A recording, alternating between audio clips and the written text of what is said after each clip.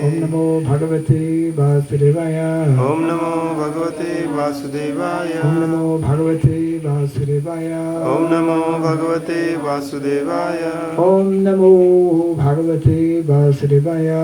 Om Namo Bhagavate Vasudevaya. Om Sarabhyaya Namaha. Om Surabhyaya Namaha. Om Sarabhyaya Namaha. Om Surabhyaya Namaha. Om Sarabhyaya Namaha. Om Surabhyaya Namaha. Mukham karoti vachalam pangum langayate girim yatkripa tamaham bande Sri Gurum Dinataranam. Yatkripa tamaham bande Sri Gurum Dinataranam. Hare Krishna. We continue reading from Srimad Bhagavatam. Canto number 4, chapter 13, entitled Descendants of Dhruva Maharaj. And today we are reading text number. Okay, we will do text number 35 of chapter 13. Iti Vyavasita Vipras Tasya Rajnaha Prajataye Purodasham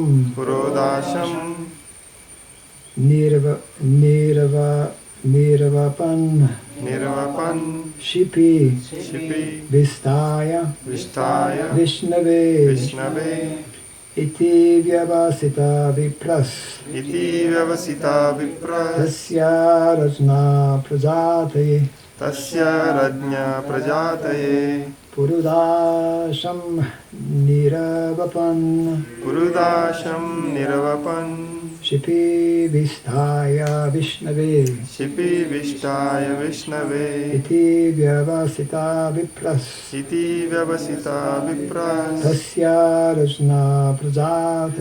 Tasya Rajna Prajataye Purudasham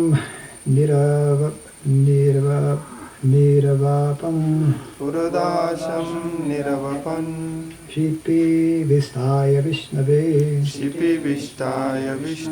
Iti Vyavasita Vipras Tasya Rajna Prajataye Purudasham Nirvapan Shipi Vistaya Vishnave Iti Thus Vyavasitaha having decided Vipraha the Brahmanas Tasya his Rajnaha of the king Prajataye for the purpose of getting a son Purodasham the paraphernalia of sacrifice Nirvapan offered Shipi Vistaya to the Lord who is situated in the sacrificial fire Vishnave to Lord Vishnu. Translation and purport by His Divine Grace A.C. Bhaktivedanta Swami Srila Prabhupada Ki Jai.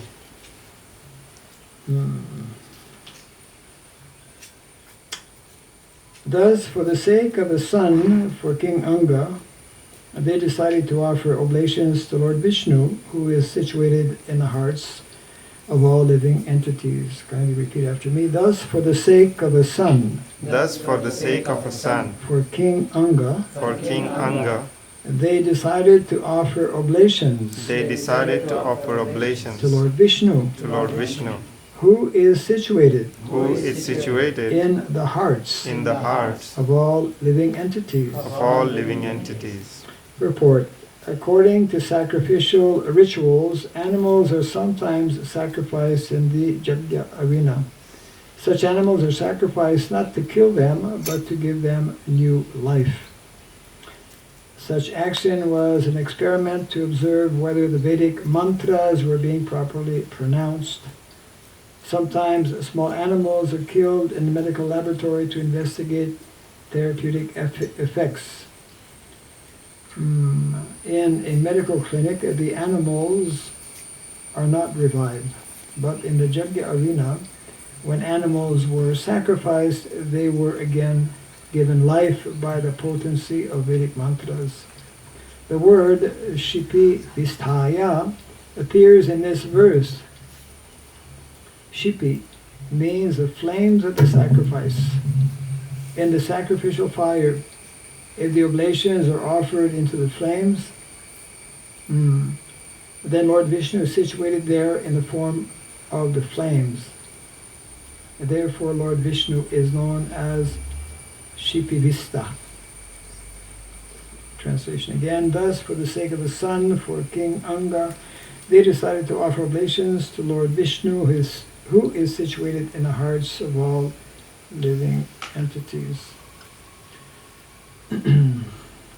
So Yajna, Homa, fire sacrifice, is a very integral part, actually, of Vedic culture.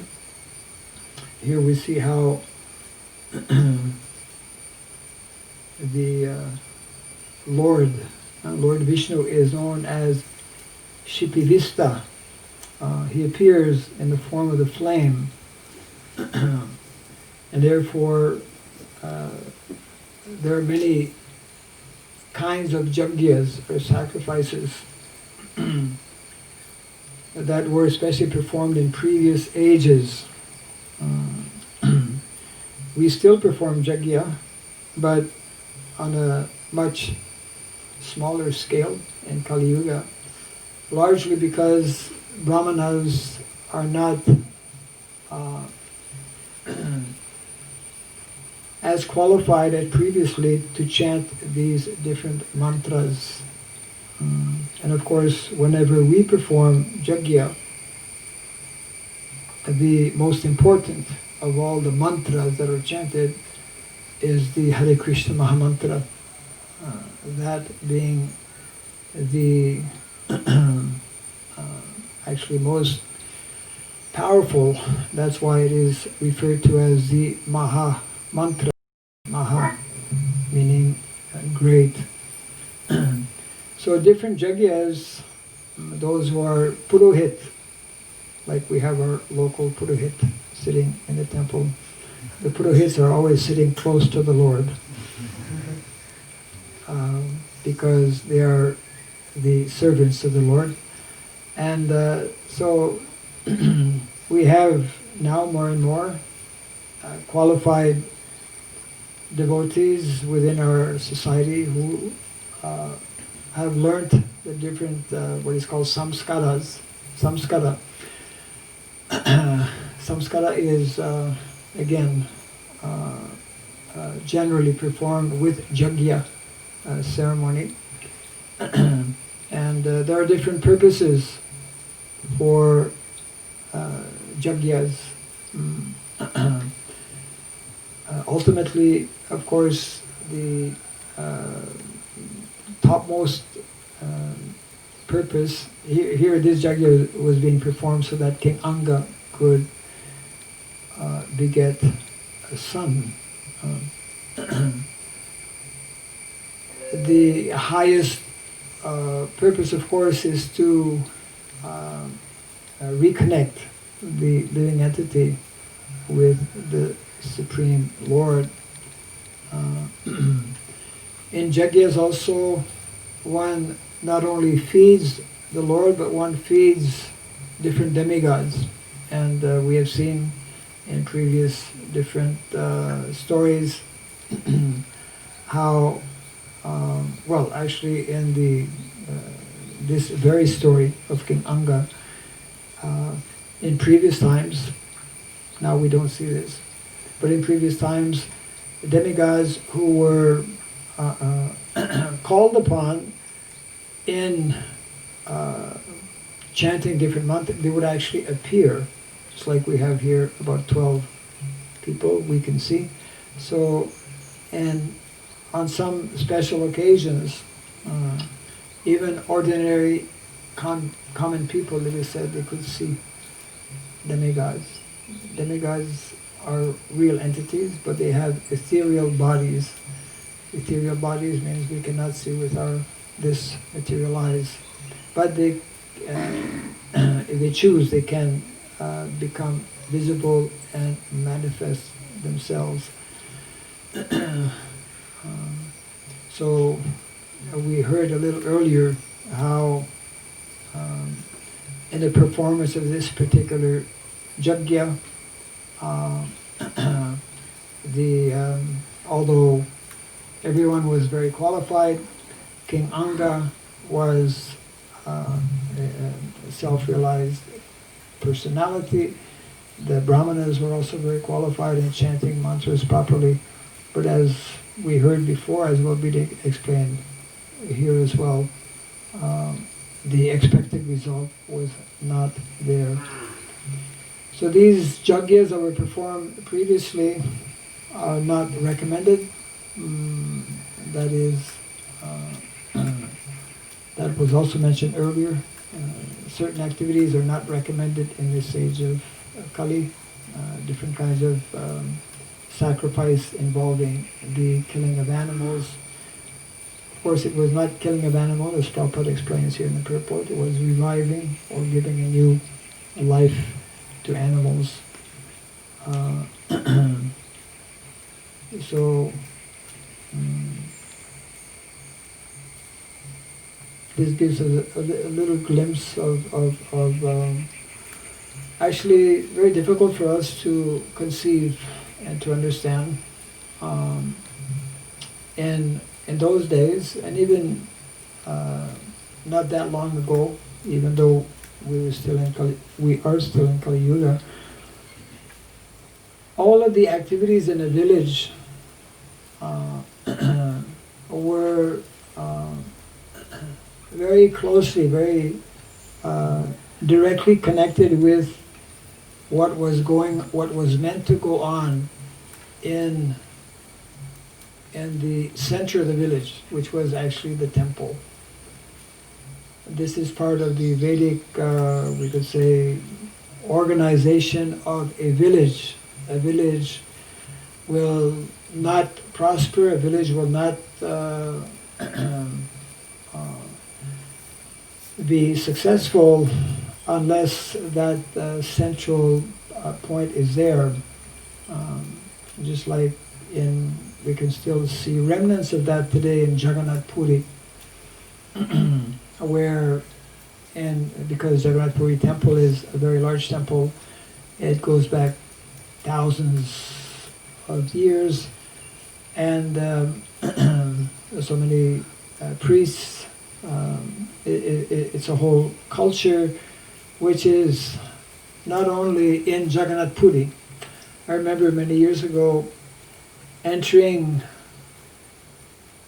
Orissa, which is now having a different name. What's the name of Odisha? Odisha. From Orissa it become Odisha.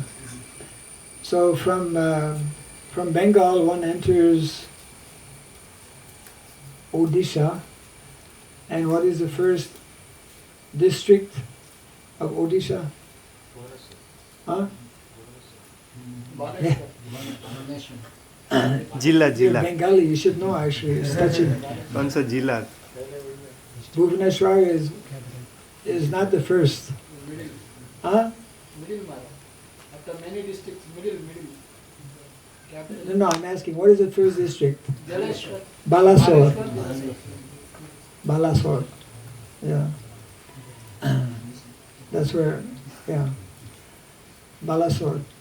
So I remember there is one junction called Jaleshwar in the district of, maybe 1 or 2 streets soon after entering. And Jaleshwar is actually from where we would go to the village of Gorgopal Prabhu. You been there? Yeah. Yeah. But the point I wanted to make, before getting lost here, is that I was very pleasantly surprised that at the Jaleshwar,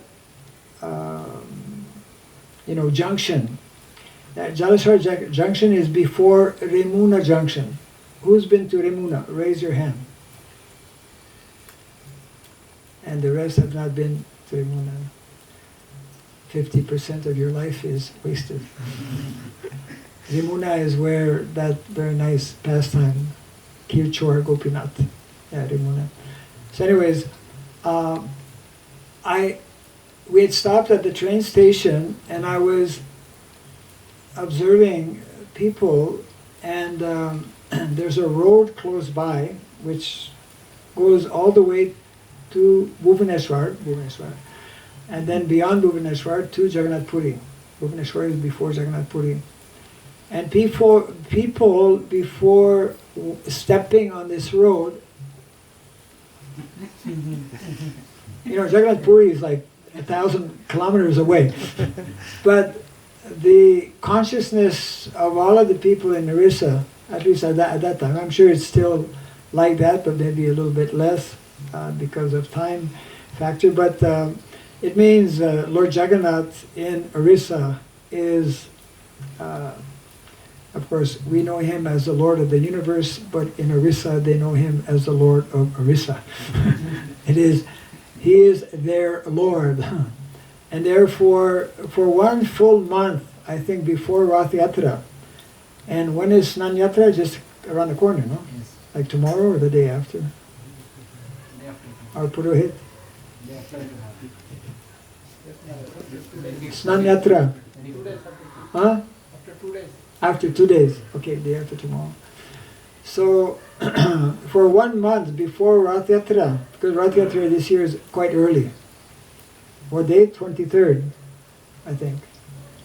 Anyways, for 1 month before, throughout the whole state of Orissa, they play bhajans on the radio.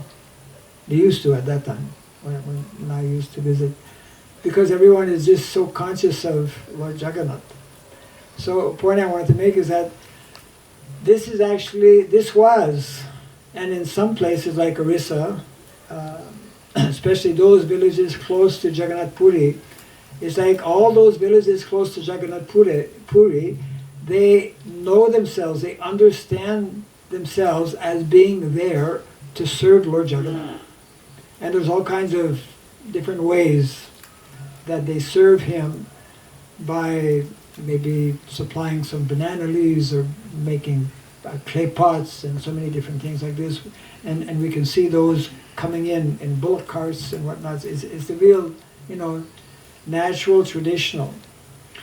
I mean, I was some years back when I was visiting Bali in Indonesia. So I came to know that actually many of their customs are very Vedic, very similar to the Vedic culture, because there was a very close connection. There was actually a connection between Jagannath Puri and Bali. By boat, people used to come. The whole story about that. But in Bali, which is the most, the place where Vedic culture is most followed, 80% of the population of Bali are Hindus, actually. Whereas 95% of the rest of the population in Indonesia are Muslim. It's the largest Muslim country. So in Bali, they have beautiful temples, Hindu temples. And these temples are in each village. There's more than one temple in each village. But I was very surprised, actually, on that particular visit. We were discussing about village customs and traditions. And they have very strong, to this day, actually very strong tradition. There are two main powerful personalities in the village. Number one is the head of the village, who is like the Kshatriya, you could say, administrator. Then there is a head of what is called culture. One cannot move in the village, one cannot reside in the village without taking an oath or a promise that I will attend all the cultural and temple events. We should send that to Nishikanto. So I'm not making this up, right? So this was a prerequisite. You cannot live in our village. You cannot live in SSKBK unless you attend Mangalarati, unless you attend Bhagavatam class, unless you are very much part of these two things. You follow the general administrative, rules or system that is there. Because in every village to this day also, and we follow this in our village in Gitanagari Baru, that villagers are called upon, just like we did a few minutes ago, like spontaneous devotional service. There's like a group or community effort. It's like, the rainy season is coming, so this road is not fixed, and so everyone comes together on a particular day. They have, in the center of the village, they have on a tree or somewhere hanging a big piece of wood, and they tok, tok, tok, tok, tok, they make a sound. And everyone knows when that sound is made, everyone has to gather. It has particular significance. And so that's part of being, that's part of the, let's say, obligation, one of the natural obligations, in reciprocation to all of the facilities that one gets actually by living in such kind of cultured village. This is called cultured village, where there are principles and where there's a purpose and where everyone is expected to be actually following the various administrative guidelines that are given, as well as the different cultural events. So this is actually meant to be the norm. That there's, in the Vedic culture, when everyone has already mastered the art of cow care and cultivation, which we're not quite there yet, But in the Vedic culture, people for years and years, it's like since it's part of the tradition. People from a very early age, they, just like we read in the Krishna book, they at a certain age, on Gopastami, Krishna graduates. He doesn't anymore look after the young calves. Now he can look after the cows and the bulls.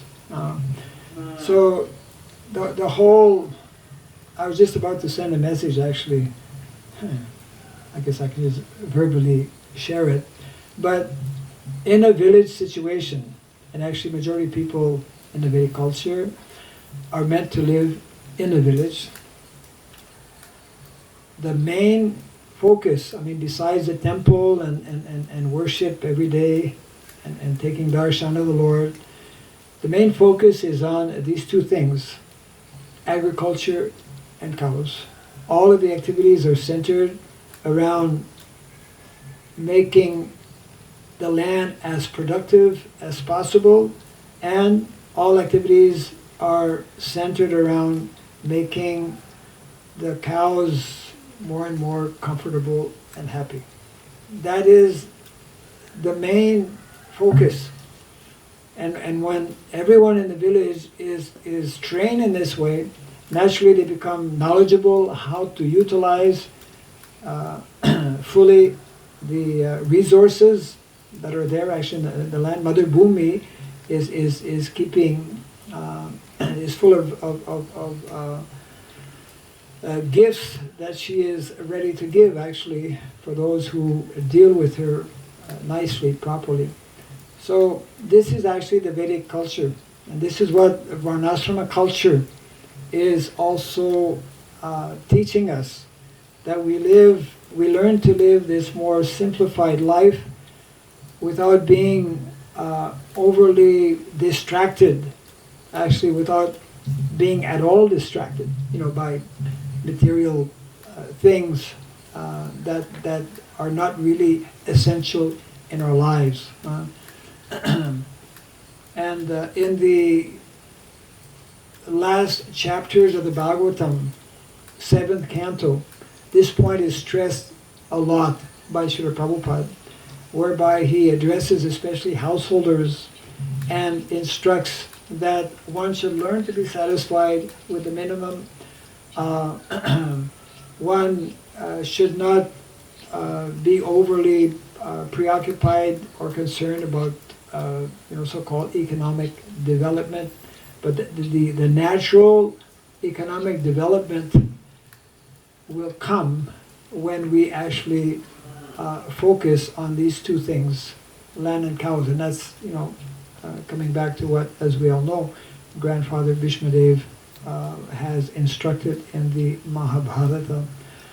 So, of course, especially when we do renovations, we have to give time for this thing or that thing. But we should always know and try to understand, and also try to become, to learn the art and the sciences behind agriculture and cow care. And both of those are intimately connected. They cannot be actually separated. And this is the biggest mistake. This is the cause of modern day, we could say, downfall. That things have become so deteriorated because of having separated people from the land, people from cows, and also separated land from the cows. So there's a whole culture behind that, and living here at SSKBK, for example, is giving us all an opportunity to actually gradually put this into practice more and more.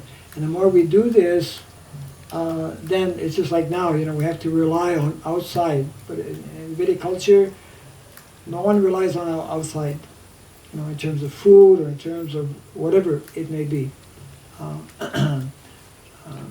Very, very rarely, as Prabhupada would say, sometimes a